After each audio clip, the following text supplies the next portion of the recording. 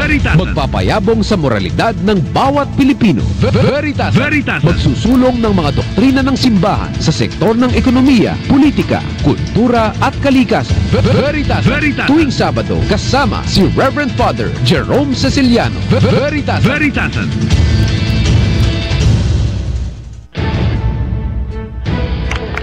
Hey! Good morning mga kapanalig. Naku po, madapot tayo nung Saturday kasi hindi daw tayo nagkaroon ng ng resource person. Pero ready po ang inyo pong lingkod, Lasa Rebesana. Kaya napakinggan po ninyo yung replay ng interview ko po kay Attorney Andres. Pero very helpful, informational naman. Informative yung pong mga nakala po nating mga siniwalat din ni Attorney Andres patungkol po dito sa ICC. Kaugnay nga po yan sa gagawing trial against the former President of the Republic of the Philippines. But then again, pagpapatuloy natin ang ating pong Veritasan tuwing Saturday po yan, magmula alas 11 ng umaga hanggang alas 12 po ng tanghali. Ito po ang inyong lingkod, Father Jerome Ceciliano.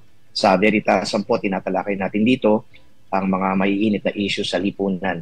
Ngayon pong umaga, pag-usapan po natin yung tarif o kaya taripa na inimpose ni President Donald Trump sa Pilipinas sa mga export ng Pilipinas sa Estados Unidos, 17%.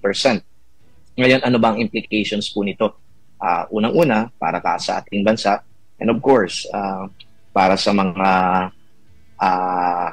particular consumers na katulad po natin. Meron bang impact ito? May epekto po ba ito sa atin? At bakit kinakailangan natin pag-usapan? Ngayon pong umaga, may guest po tayo. Ito po ay isang assistant professor sa University of the Philippines School of Economics at isa din po siyang columnist sa Rappler. Walang iba po si Mr. JC Punong Bayan. Okay, magandang umaga po sa inyo. Dr. JC Punong Bayan, Father Jerome Ceciliano po ito. Hello, Father Jerome. Magandang umaga sa iyo at sa iyong mga tagapanood at tagapakinig. Okay, JC, ipaliwanag muna natin dito. Ano bang ibig sabihin ng taripa? Okay, merong taxes, di ba?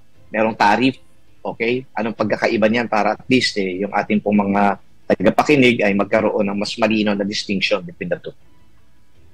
So, Father Jerome, napakasimple lang ng ibig sabihin ng taripa. Ito ay isang uri ng buwis na ipinapataw sa mga imported goods. So, halimbawa, kung tayo ay nag-import ng mga wine, for example, mula sa ibang bansa, mga gadgets, mga equipment, ay merong buwis na binabayad ang mga consumer, ang mga firm na nag-import ng mga produktong iyon, tapos ipinapasa nila sa mga consumer. So itong taripa na pinataw ni Donald Trump, US President Donald Trump sa iba't ibang bansa, ang magbabayad nito ay yung mga Amerikano, hindi naman yung mga bansang tinatawan ng buwis. Pero ang implikasyon, mas mahihirapan yung iba't ibang bansa na mag-export ng kanilang mga produkto sa US kasi yung mga Amerikano ay kailangan ng magbayad ng mas mahal para sa mga produktong ito. So, ang objective ng isang taripa ay para hindi na bumili sana yung mga Amerikano ng mga imported na mga produkto at ang gusto sana mangyari ni US President Donald Trump ay bibili na lang sila sa mga local American firms or producers or suppliers para tangkilikin yung sarili nilang produkto. Pero ang problema, ang magbabayad ng taripang ito ay yung mga American consumers. Pero meron ding impact sa buong mundo. Alright. Yung impact muna dito sa Pilipinas, 17%. Ibig sabihin, yung mga exports natin sa Estados Unidos, papatawan ng 17%. Papatungan nila ng 17%. At sabi mo nga, ang talaga magbabayad naman ito mga Amerikano. So, madi-dissuade yung mga Amerikano na bumili ng mga, produkto na galing sa ibang bansa. Parang nakikita ko dito, America first, di ba? Pero naman tayong mga produkto dito sa Estados Unidos. Ibili ninyo yung mga produkto ng Estados Unidos. Yung mga ini-import, wag na. Pero hindi naman finished product lang ito, di ba? Doc JC. Pinag-uusapan din natin dito mga materials na ini-import ng Estados Unidos. Halimbawa, meron tayong isang pinag-uusapang produkto katulad ng sasakyan. Di ba? Ang sasakyan binubuo yan ng iba't ibang uri ng ng materials. So maaaring ang Estados Unidos nag-aangkat din, di ba? So ini-import din nila kasi baka mas mura doon, bla bla bla. But then again, kapag naging finished product na yan, yun nga, mas mahal. Tama, Amerikano magbabayad. O ngayon, anong impact niya, halimbawa sa Pilipinas, na pinatawan ng 17% okay, na taripa sa export. Ibig sabihin, tayo Pilipino, pagpapadala tayo doon ng mga produkto natin sa Estados Unidos, may 17%. Anong impact nun? Well, Kung sa meron isang man. banda, Father Jerome, yung US kasi hindi naman ito yung pinakamalaking bansa na trading partner natin. In fact, ang pinakamalaking trading partner natin in terms of imports, for example, and even exports ay China. So yung US ay hindi ganun kalaki yung ating exposure pagdating sa ating exports, at piling-piling mga produkto actually yung pinakamalaking ine-export natin sa kanila, at yun yung mga electronic and electrical products. Kabilang din yung mga semiconductors, for example, na ginagamit para lumikha ng mga gadgets like smartphones as well as mga laptops. So tama ka na hindi lang yung mga final products ang magtataas ang presyo, kundi pati yung mga intermediate goods or yung mga raw materials, for example, at saka mga components ng mga produktong ito ay magmamahal din sa perspektibo ng mga Amerikano. Pero sa Pilipinas, meron tayong ilang mga manufacturers tulad ng Texas Instruments sa Baguio at iba pang mga importanteng mga firms sa semiconductors na aaray dito sa tariffs na to kasi hindi na magiging competitive masyado yung kanilang mga exports. Although, ang isang posibilidad din, Father Jerome, ay yung iba kasi mga bansa, mas mataas ang pinataw na taripa ni Donald Trump. Halimbawa, yung China, yung Vietnam. So, merong posibilidad na yung mga importers sa Amerika ay mas mag-aangkat na mga produkto sa mga bansa kung saan hindi ganun kataas yung taripa na ipinataw ni US President Donald Trump. So, merong posibilidad, maliit na posibilidad na actually merong silver lining dito sa trade war na ito kung yung mga suppliers na yun tatangkilikin yung ating mga exports dahil relatively ay mas mura ito compared sa exports ng China o ng Vietnam. Although ang problema doon ay medyo speculative yun at hindi ko tinitingnan na magiging malaki ang benefit sa ating ekonomiya. At sa buong mundo, actually, ang epekto ay magiging negative. So, matatamaan tayo in the end. Okay. Sa makatwid, ang sinasabi niyo dito, Doc JC, na yung mga exporter natin ang pwede talagang unang-unang paapektuhan nitong taripa na 17% na ipapataw doon sa mga inaangkat nila na mga goods. Ika nga, ano. Pero yung ordinaryong mamamayan, ordinaryong consumer dito sa Pilipinas, may impact ba sa kanya yan? Wala naman. Well, ang isang posibleng epekto sa atin, Father Jerome, ay kapag yung Pilipinas mismo ay gumante doon sa mga tariffs na pinataw ni US President Donald Trump. Ito yung tinatawag na retaliatory tariffs. Gantihan ito, so bali trade war ang mangyayari. In fact, kagabi lang, Father Jerome, ay gumanti na yung China at nagpataw din ng 34% na taripa dun sa imports mula naman sa US. So, yun ang kinakatakot natin na parang mauuwi siya sa gantihan sa iba't ibang bansa. Kabilang ang iba't ibang bansa. Pero yung Pilipinas, wala pa namang indikasyon na tayo ay gagante or yung Marcos administration ay merong intensyon na gumante. At in fact, I would think na siguro ang pipiliin nilang direksyon ay makipag-negotiate sa US na baka naman mapapakiusapan ang Trump administration na hindi na ituloy itong mga taripang ito, lalo na meron tayong partnership sa Amerika sa konteksto ng West Philippine Sea, yung ating defense agreements with the US patungkol doon. Bilang tayo ay importanteng partner dito sa Southeast Asia. So, yun yung ating mga tinitingnan, although wala pa tayong naririnig na opisyal na polisiya mula sa Marcos administration. Okay, yung immediate aftermath nito, hindi pa mararamdaman ng ordinaryong Pilipino at ang unang-unang matatamaan nito yung mga exporter nga, ano. Pero binanggit mo kanina yung trade war, especially between US and other countries na pinatawan ng mas mataas sa taripa. Alalahanin din po natin mga kababayan na ang produkto ho kasi hindi lang naman yan kumbaga ay produkto na galing sa Pilipinas na ini-enjoy natin. Mas madalas nga tayo mga Pilipino naghahanap din tayo ng mga imported, 'di ba? So kalaunan ito na ho yung medyo far-reaching impacts na nitong trade war na binabanggit ni Doc JC, baka maapektuhan din tayo kasi most definitely, kapag halimbawa may trade war, nagpapatawan sila na matataas sa taripa, kung yung mga produkto na yan makarating din sa atin, for example, tayo din naman na magbabayad. No? Magmamahal din naman. Tama ba, Doc JC? Yes, tama kayo, Father Jerome. Pag pumupunta tayo sa mall, halimbawa, ay marami sa mga produktong nabibili natin sa mga mall ay galing din naman sa ibang bansa. Halimbawa, kapag bibili ka ng damit mula sa Uniqlo, pag tingnan mo, made in Vietnam. Actually, karamihan ng mga damit na nabibili natin sa retailer na yun. So halimbawa yun na talagang globalized na kasing mundo natin, yung mga produkto ay talagang sa pagbuo ng isang produkto ay kabilang ang iba't ibang bansa, hindi na lang sa isang bansa nanggagaling ang mga produktong kinokonsume natin.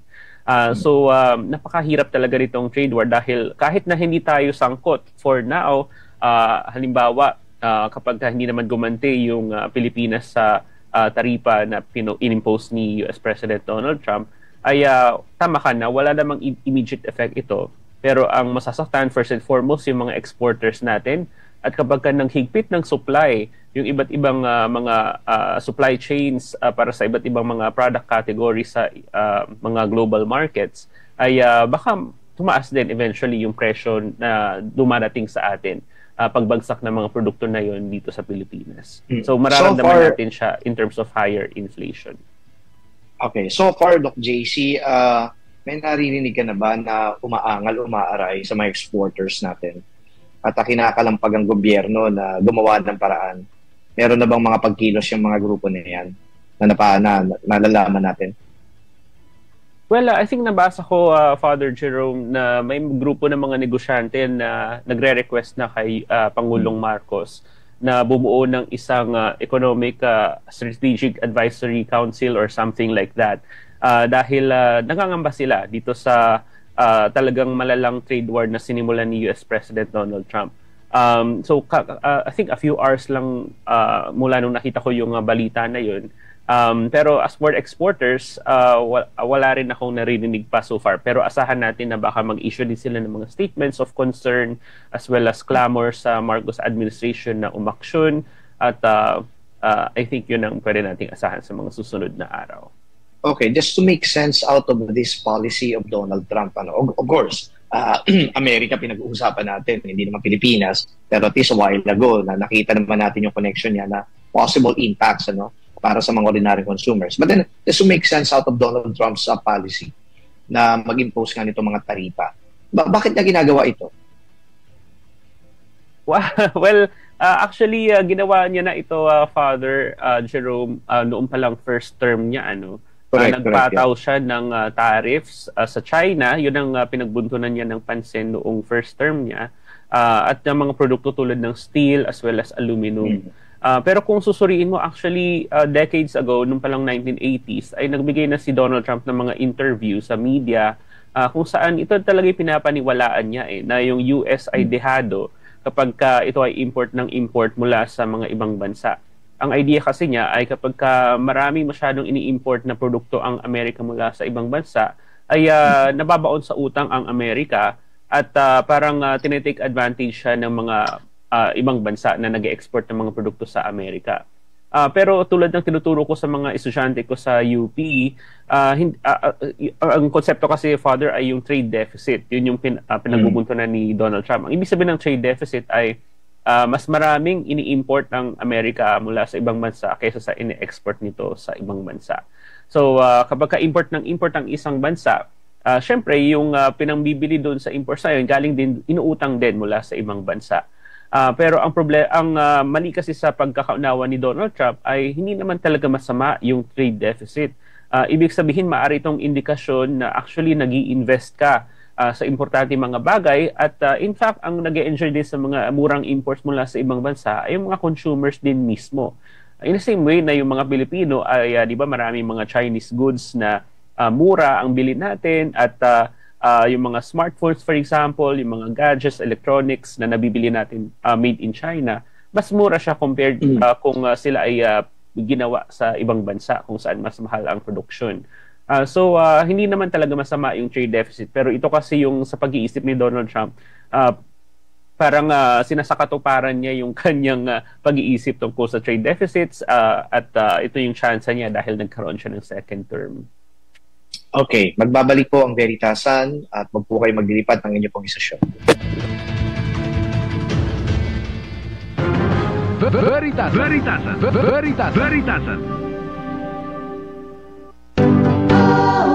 Makiisa sa Veritas Holy Week Exhibit 2025 ngayong Abril. Bilang bahagi ng ating pagbubulay-bulay sa panahon ng Kwaresma, ang Veritas Holy Week Exhibit 2025 ay gaganapin sa Activity Center ng Fisher Mall sa Quezon Avenue, Quezon City.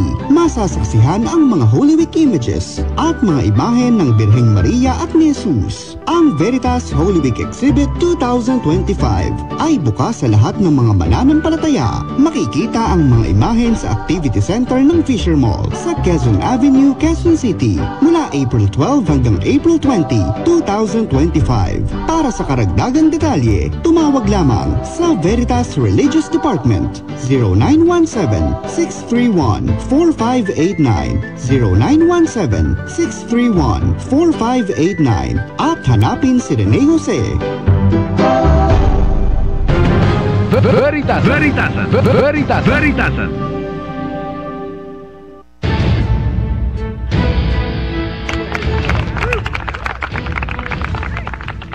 Mga kapanalig, kapanayan po natin si Doc JC po ng Bayan. Siya po ay columnist sa Rappler at assistant professor po sa UP School of Economics. At kanina, bago tayo napakilala, pinaliwanag niya ang ibig sabihin ng trade deficit.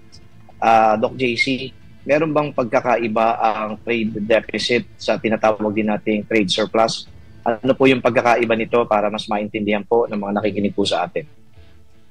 Yes, halimbawa, yung US at Vietnam, paghambingin natin sila.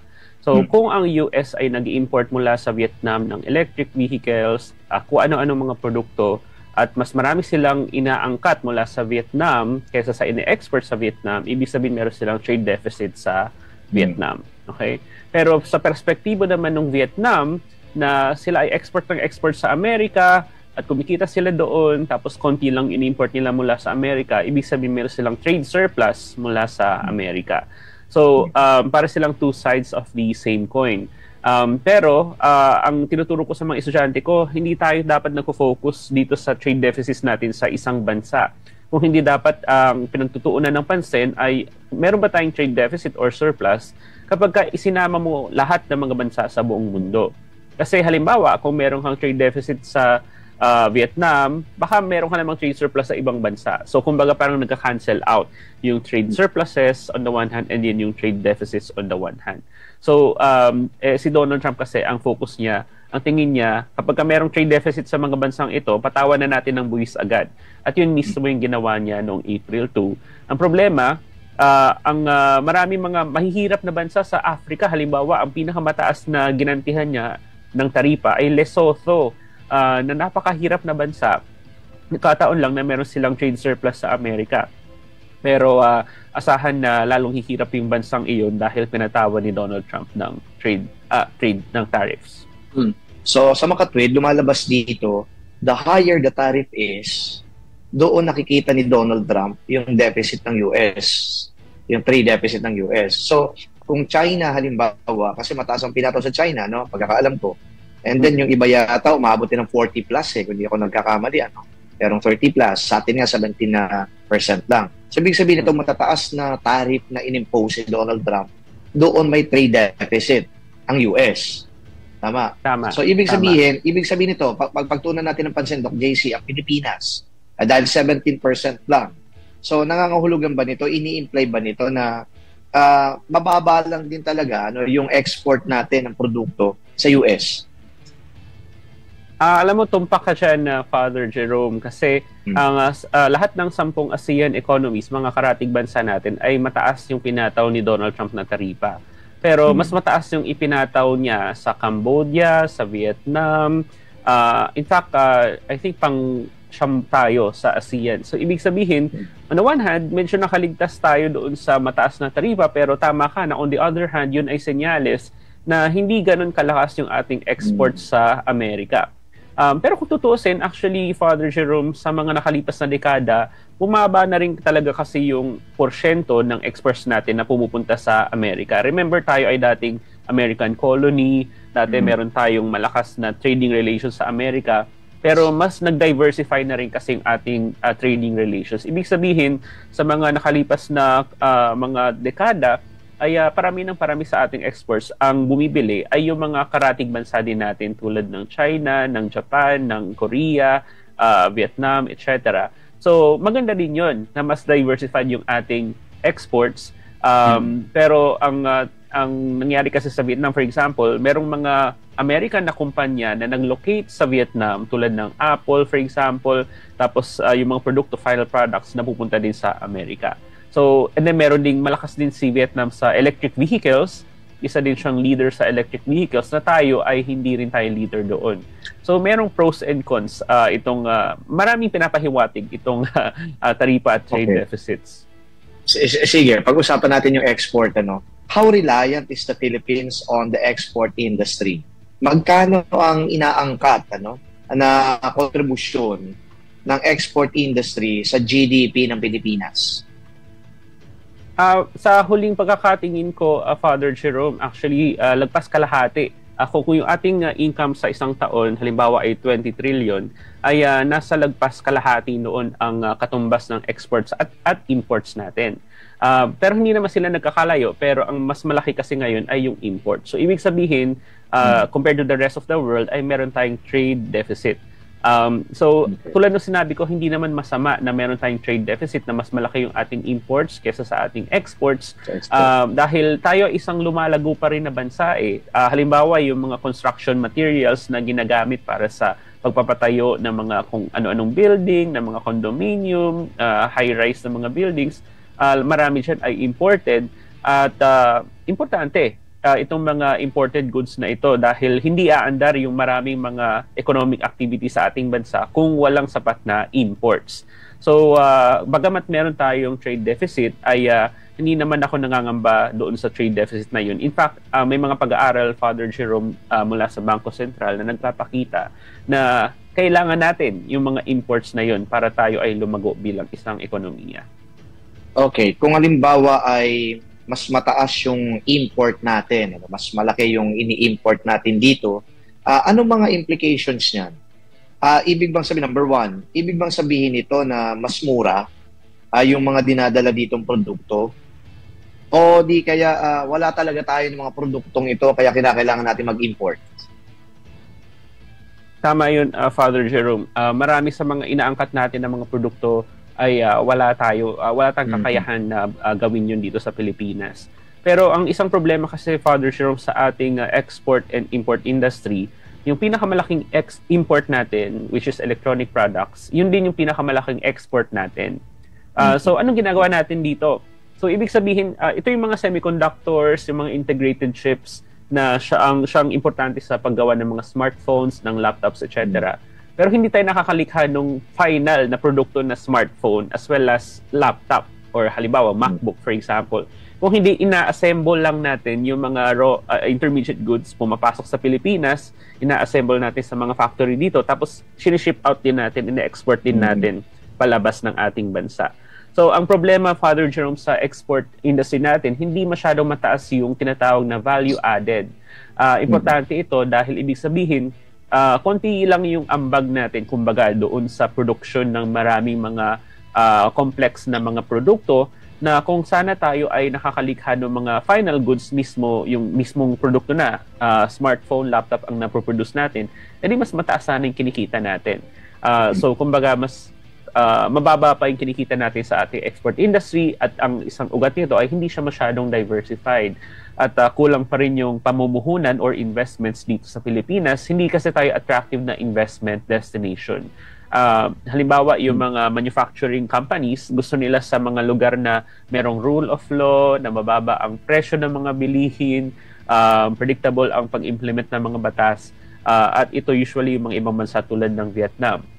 Bagamat sila ay merong socialist government, mas predictable pa rin yung pamumuhunan at pagnenegosyo sa bansang yun. Kaya pinipili nilang mag-locate doon. So, moving forward, kailangan nating maging mas competitive at attractive na destination ng investments kung gusto nating mas lumago yung ating export and import industry.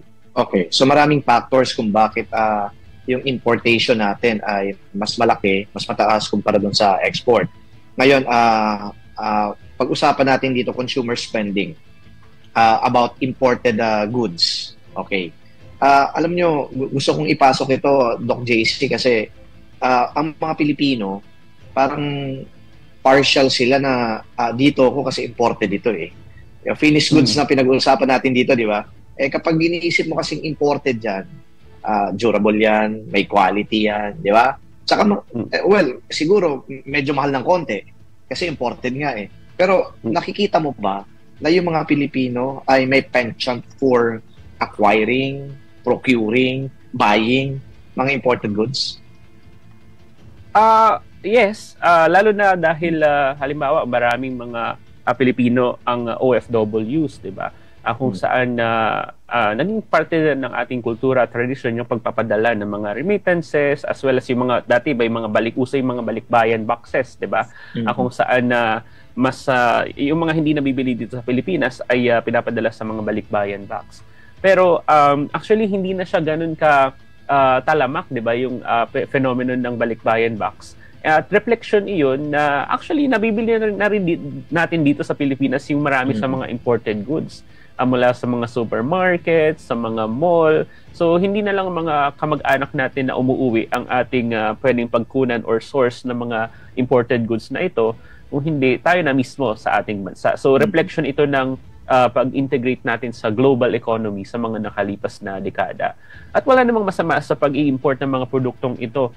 Kung mayroong konsepto sa economics yung comparative advantage, kung saan hindi mo naman dapat or kailangan gawing lahat ng mga produkto from scratch. Ang mga biro nga ngayon sa Amerika na ngayon ay sila ay nag-isolate sa rest of the world, ay kailangan na daw matuto ng mga Amerikano na kung paano gumawa by themselves ng mga toaster, ng mga pencil, etc. Dahil mas less reliant na sila sa global economy. So walang sense na para sa mga tao sa isang bansa na i-try gawing lahat ng mga produkto from scratch within their borders kung mas madali or mas mura itong maproproduce sa ibang bansa. So actually, yung pag-i-import naman, actually, ang main beneficiaries yan, yung mga consumers din. So, wala ding point masyado na i-discourage natin yung imports dahil consumers mismo ay nakikinabang at nag-e-enjoy sa mga murang produkto. Kumbaga, mas mahal sana yung babayaran nila kung ginawa yung mga produktong yun sa sarili nilang borders. Okay. Mamaya, Doc JC, pagbalik natin, ano yung parang idea ng mga mamimili dito sa Pilipinas na kapag bibili ka nitong imported good na to dito sa Pilipinas, mas mahal kung bibilhin mo yan abroad. Okay? So ano yung ganung pananaw, di ba? Yes. Ako minsan ganun din ako eh. Bibili ka dito ng damit, pero kapag tiningnan mo sa mga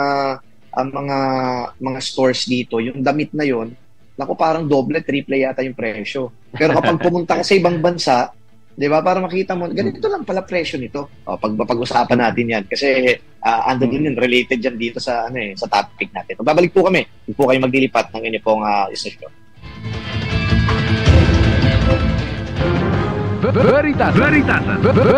Veritasan.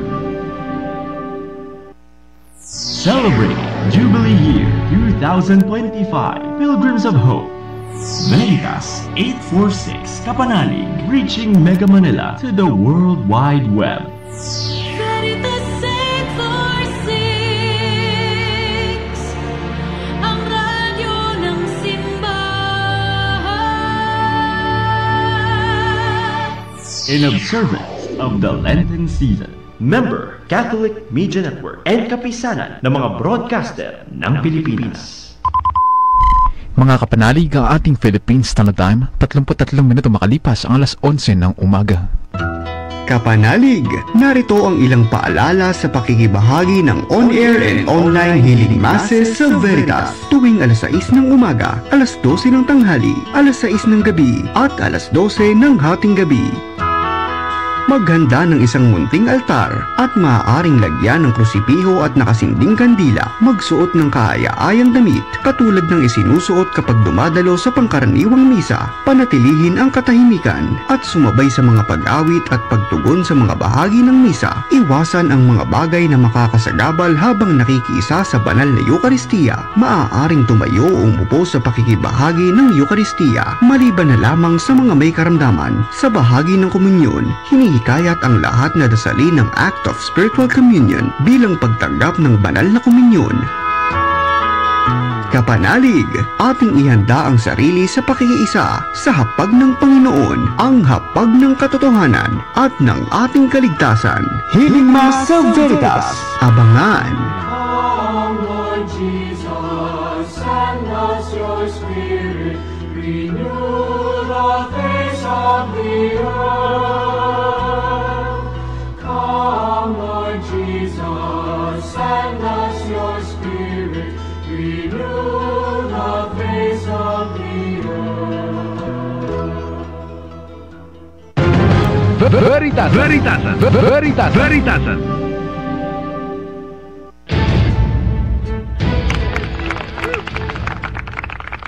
Okay, mga kapanalig, interesting facts ang pinag-uusapan natin dito. Magandang mga ganito mga konsepto about economics ito. And then of course, yung mga trade, and then imports, exports. Well, kahit pa paano po mga kapanalig, nakakakuha tayo ng mga bagong ideya po dito. Okay, Dr. JC, yung tanong po natin kanina, okay, ano yung reaction natin dito? Yung yes. pong, Oo. yeah. Go on. So, tama ka. At ang reklamo ko nga dito sa Pilipinas, Father, yung pagkain. Halimbawa, pupunta ka sa restaurant, ang mahal ng pagkain dito sa Pilipinas kumpara sa mga other countries sa ASEAN. For example, if you go to Vietnam, for example, or 'di ba, parang ang Indonesia, mas mura talaga ang bilihin doon. Pero so I think marami mga pinapahiwatig 'yon. Halimbawa, kapag mataas po yung transportation at saka logistical costs sa isang bansa, ibig sabihin tulad ng Pilipinas ay isa tayong archipelago kung saan yung mga goods ay kailangan i-transfer from one island to another. Kapag hindi maganda yung infrastruktura ng transportation at logistics, so syempre papatong yun doon sa presyo ng mga bagay-bagay.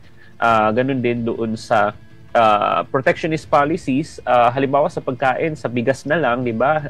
Hindi maatim-atim yung 20 or makamit yung 20 pesos per kilo ng bigas. Samantalang sa Vietnam as well as sa other ASEAN economies, di hamak na mas mura.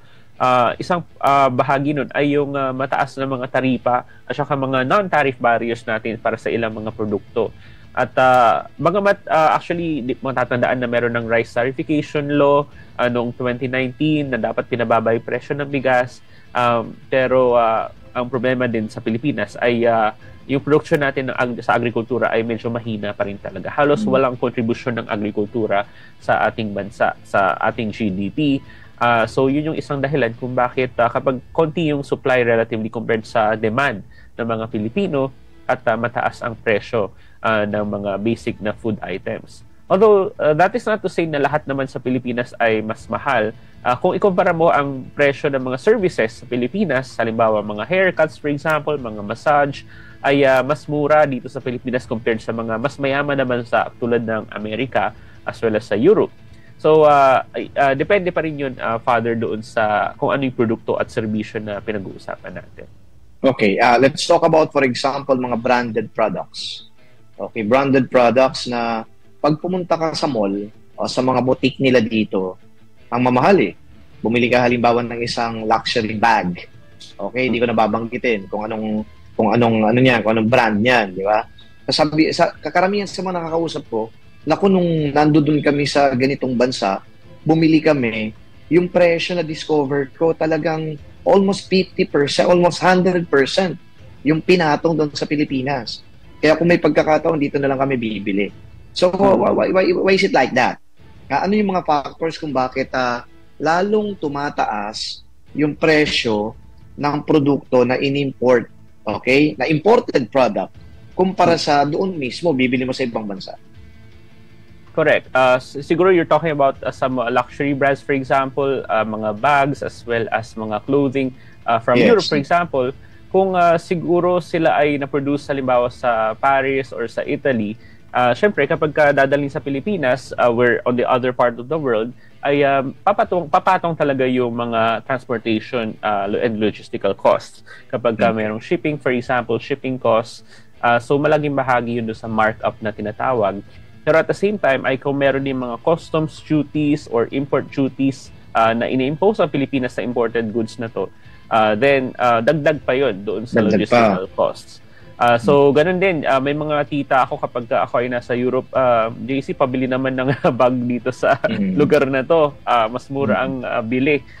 So, depende pa rin kung saan yung source or yung production site ng mga produktong ito. At pag papalayo siya ng papalayo, yung bentahan niya, pataas ang pataas yung presyo, holding other things constant. Okay, so ibig sabihin pala nito, mga kapanalig, kung nakikinig kayo dito patungkol sa mga bilihan ng mga imported products, mga luxury items, bakit mas mahal sa Pilipinas yun? Nabanggit na dito JC, logistical costs, okay, transportation, and then of course yung mga duties pa niyan, dadaan yan sa customs, di ba?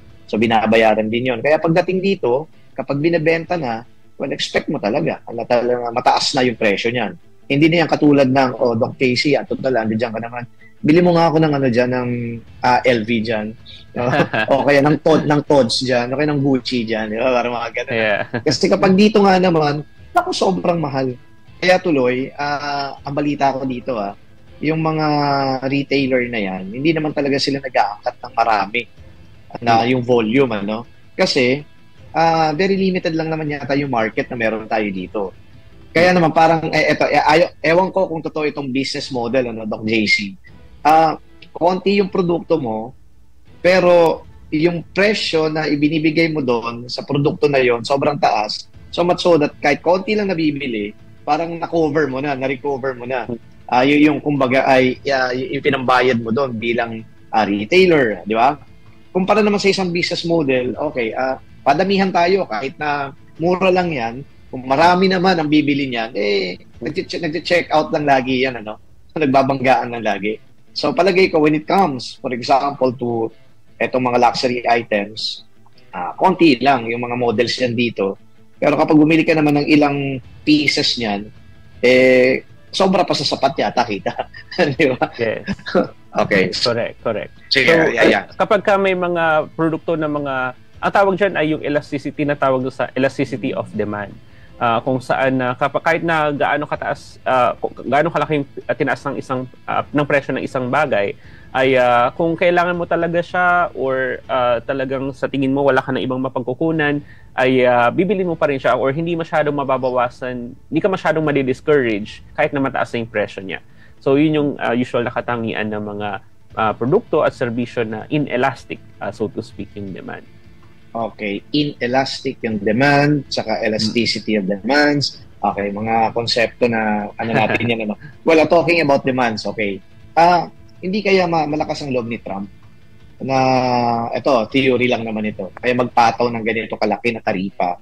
Dahil alam naman niya, kahit na yung mga consumers dyan sa Estados Unidos, bibili din naman yan kahit na ipapataw sa kanila yung taripa na yan, sila din, they are going to bear the brunt of the tariffs, mga Amerikano, bibili din yan Consumer spending, ika nga. Talagang kahit na mataas yan, wala tayong magagawa kung di bumili niyan. Ganun din kaya ang pananaw dito ni Trump? I don't know. Well, actually, at alam naman natin na talagang landslide yung pagkapanalo ni Donald Trump nung nakaraang halalan sa Amerika. At may mga Republicans among his Republican base na sinasabi ang justification nila ay aminado sila na masasaktan yung mga Amerikano dito sa pulisiya ng mga taripa na ito. Pero ang sabi ng iba, parang nagre-remodel ka lang daw ng kitchen na sa umpisa ay inconvenient, pero in the end ay maganda yung resulta. Pero ang balik naman ng mga critics ni Donald Trump ay, to begin with, ay pangit, hindi naman afford ng karamihan ng mga Amerikano ang remodeling. Mahal din magpa-remodel sa Amerika. Yun I think, makikita natin yung reaction ng mga botante dito sa Amerika. In fact, marami din ako mga kamag-anak na mga maka-Trump, mga Pilipino na bumoto para kay Trump. At yung iba ay justify din ito na makakabuti daw ito.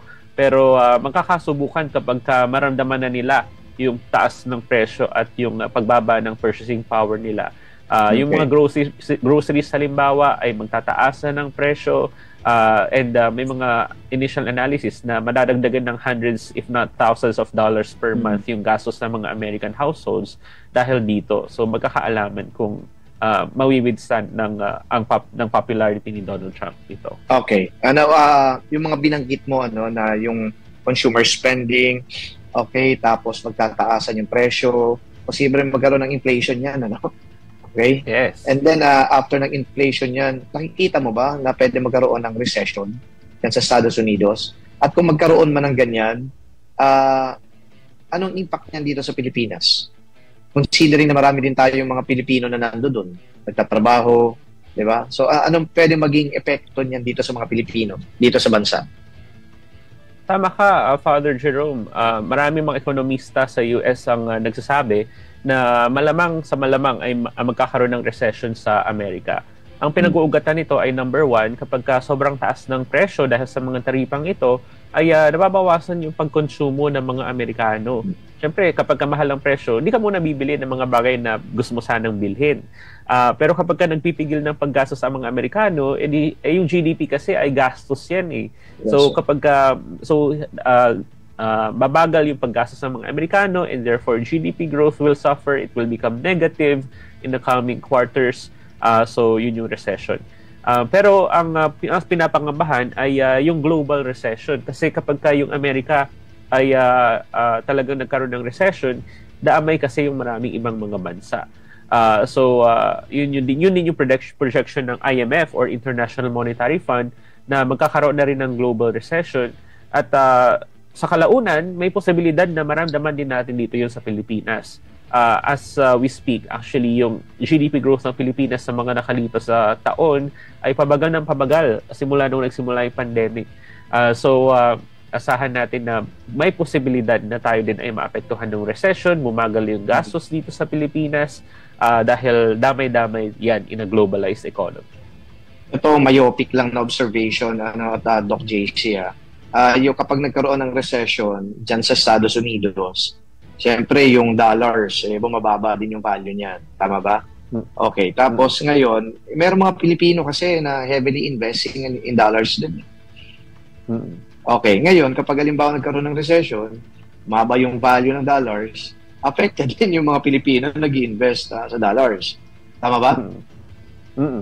Well, yes. In fact, habang ina-announce ni Donald Trump yung kanyang tariffs, global tariffs, may mga news agency na fina-flash sa screen sa isang corner ng screen yung stock market index.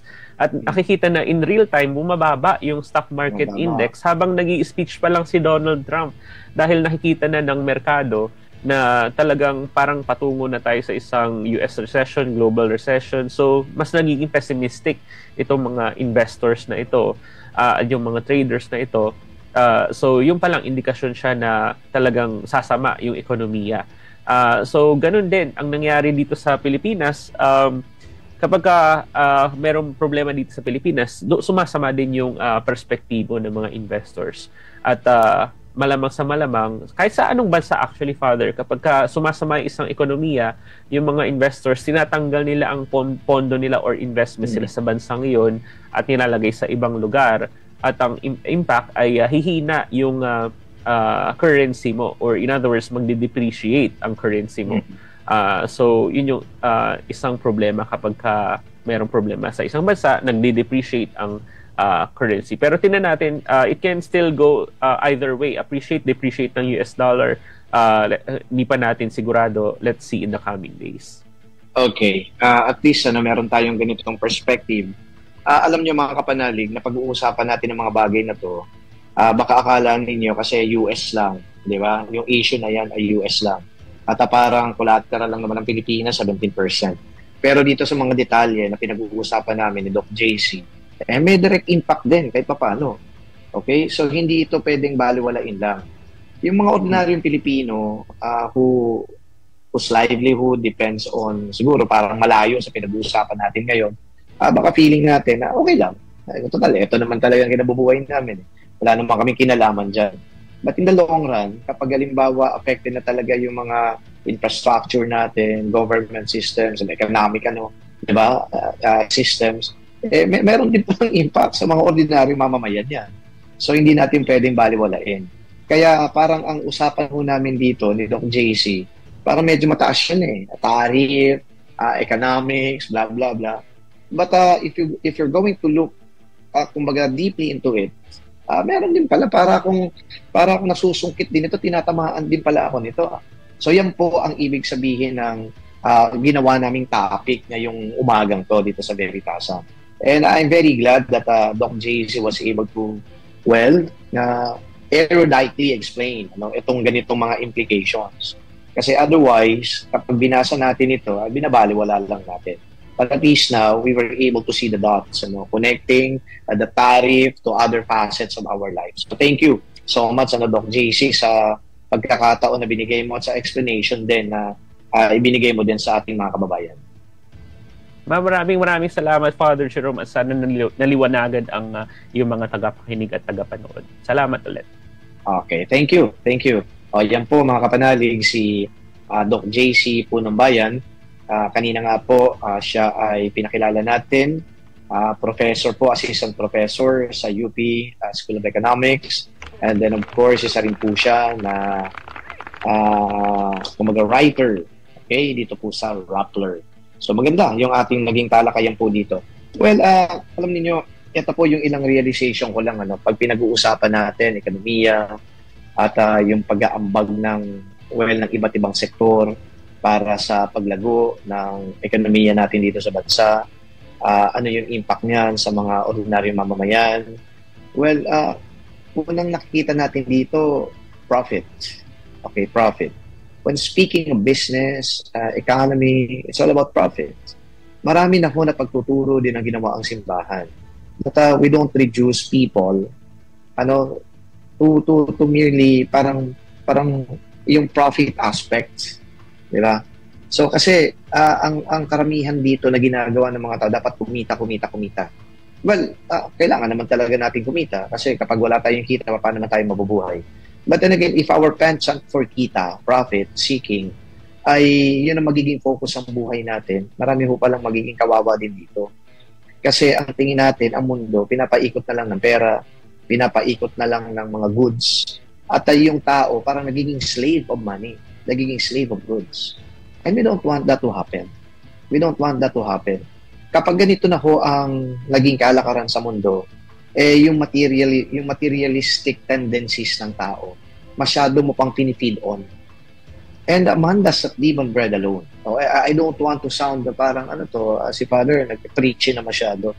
But then, ito naman po yung purpose ng Veritasan na ipasok natin dito yung perspektibo ng simbahan. We don't want to be materialistic in that sense. We don't want to be enslaved of money, of material goods, or whatever. But ang tao, dapat siya yung nakikita natin pinaka-objective. Ano yun? Yung paglago ng tao, diba? Yung advancement ng tao, not only financially and materially speaking, but holistic yung approach natin dito. Okay? Pag sinabi nating holistic yung approach, nakaka-cancel out mo yung extreme ka dun . Okay, Father Jerome, naging materialistic ka na. Father Jerome, mukha ka ng pera. Bakit naging mukhang pera si Father Jerome? Sa EDSA line, puro na lang lagi ito, contribution, second collection, puro lang hingi ng donasyon, diba? Puro na lang fundraising. It doesn't do good also. Diba? Parang mukhang pera. Kapag tinawag ka na mukhang pera, it doesn't bid well for you. Diba? Yung buhay mo parang pera-perahan na lang ba? Hindi ganon. Kaya pag sinabi natin nakaka-cancel out dapat, kapag tinutukan din natin yung ilang facet o aspeto ng ating buhay. And I guess, as a church, I'd rather give you this point na palaguin din natin yung spiritual aspect natin, yung moral aspects. Okay? We don't just focus on the financial aspect of it or the material aspect of it, our physical needs. No. Kinakailangan na buuin din natin, palaguin din natin yung ibang aspeto ng buhay ng tao. Well, we are in the Lenten season. Okay. Forgive me if I am going to sound preachy, but this is the truth. Okay? In philosophy, ang sabi nga dito, man is composed of body and soul. Yes, you feed on your body, the material aspect, the physical aspect of it. But then if the soul is rotting, because you don't even feed the soul, Okay, doon pa lang sa conception po ng man as composed of body and soul, you have to remember that the soul is what gives life to the body. Okay, but without feeding the soul, okay, just by merely focusing on the body, anong saysay ng pagkatao mo, ika nga. Di ba? Kaya kinakailangan natin dito na let's also feed the soul because the soul is the principle of life. Okay. Ngayon, parang ano to, no? Hindi po ito literal. Okay? Yes, buhay ka nga. Andyan dyan sa iyo lahat, materially, financially speaking. And why is it that many of these people are often heard saying, parang kulang pa rin ang buhay ko. Sasabihin naman ng iba nakakapakinig, ano ba bang kulang sa'yo? Andyan dyan na nga lahat eh. Ang yaman-yaman mo na. May business ka. Meron kang mga sasakyan. Laki-laki ng pera mo. Di ba parang, andyan dyan okay naman yung kumbaga pamilya mo. Lahat sila nakapagtapos. Ano sasabihin mo na kulang ka pa? Maybe that missing link is the spiritual sense of it. Di ba? So kaya hindi natin dapat na pinapabayaan lang na we are merely focusing on profit seeking, di ba? Money, material wealth, and everything. Okay. Dapat, ulitin ko, meron din tayong pangangalaga sa ating kaluluwa. But of course, we're so thankful that we were able to understand the nitty-gritty of this issue. Di ba? So mahalaga na tayo bilang mga Pilipino, nakikita natin at napag-aalaman natin na meron palang ganito din, meron impact. But of course, I pity those people na walang kakayahan, okay, talagang hirap na hirap. Yung ganitong usapin, lalo pang magpapahirap sa kanila yan. Kasi nga, wala ka ng power to procure. Tumataas sa bilihin, yung inflation talagang mararamdaman din natin. So, I guess, kapag ganito na ho yung nangyari, parang double whammy ito sa karamihan. Merong mga tao na materially wala na nga. Tapos, nag-suffer din sa kanila yung spiritual aspects ng buhay. Bakit ko po sinabi yung ganito? Kanina, yung impact, yung focus natin, bigyan naman natin ng diin yung spiritual aspect ng buhay. Pero itong pangalawa na pupuntuhan ko, yung iba ho nagsasuffer spiritually and materially speaking. Okay? Anong ibig sabihin yan? Walang-wala na nga sila. Affected din ang kanilang spirituality. Okay, bakit? Kasi yung tendency ng ibang tao, kapag walang-wala, parang hindi nila makita yung mga practical constraints na yung pala ang nagiging dahilan kung bakit walang-wala sila. Pero ang tinitingnan nila dito, parang yung Diyos walang ginagawa para sa kanila. Nag-gets mo bang ibig sabihin? Yung Diyos walang ginagawa para sila ay maiahon sa kahirapan. Sabi nila, dadasal naman ako pero ganito pa rin ako. Hindi naman ako tinidinig ng Diyos. So meron din palang bearing na kapag ikaw ay materially poor, financially poor, economically poor, pwede din talagang mag-suffer yung spirituality mo. Because yung connection ng kahirapan sa spirituality, parang ang Diyos ay walang ginagawa patungkol sa iyo. Sasagutin ko naman po which is unfair. Kaya nga sinabi ko, if you are materially and financially poor, baka marami ditong mga financial infrastructure and then economic structures na nagiging dahilan kung bakit nananatili tayo na mahirap. Di ba? Ang dami yung mga issues na dapat nating tingnan kung bakit nananatili tayo mahirap. Corruption, for example. Inefficiency in running the government. Okay? Tapos, eto pa na unemployment. Dahil wala nang nag-i-invest dito kaya wala ang business. Paano ka mai-employ? Paano ka makukuha? Okay, halimbawa, sabihin mo, ordinaryong mason ka. Magpapatayo ng infrastructure projects dito kasi eto nga, mag-i-invest dito itong kumpanya na to. Kaya magpapatayo sila ng building. So, ikaw pala, pwede ka rin nilang kunin bilang trabahador. May trabaho ka sana. But because of these practical considerations, you remain to be materially and financially poor. So, hindi mo pwedeng bigyan kagad ng connection niya na kasi ang Diyos, hindi naman ako dinidinig. Kasi ang Diyos wala namang ginagawa. Kasi ang Diyos madamot. You blame God. So, hindi ganun ang pagtingin. So, eto na ho ang pangatlo na babanggitin ko. Well, sometimes, we really have to look at the condition of our life and then we don't just make a conclusion that God is not doing anything.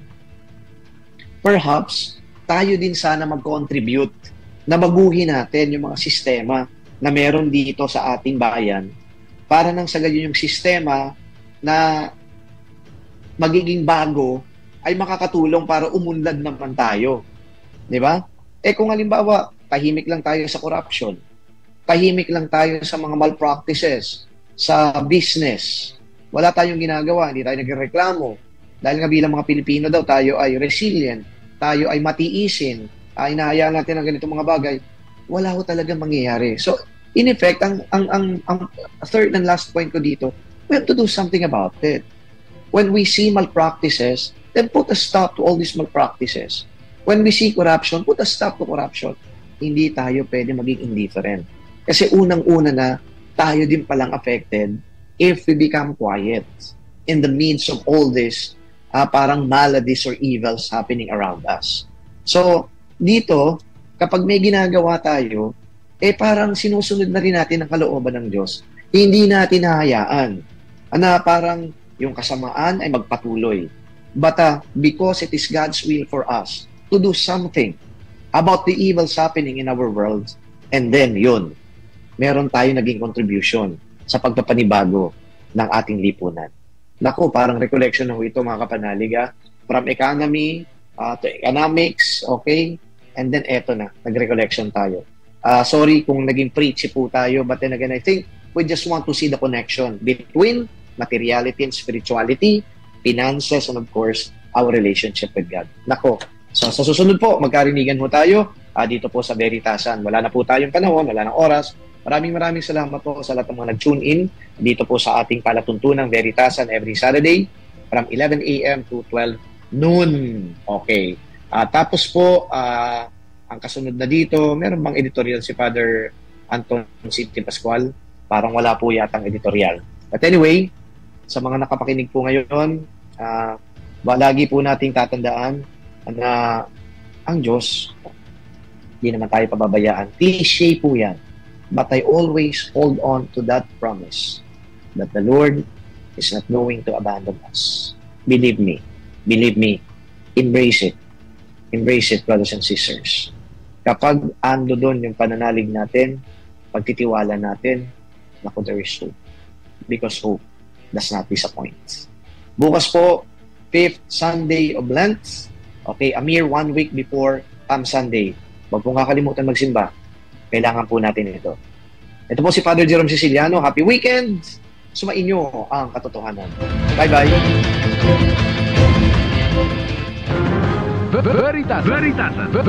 Veritasan.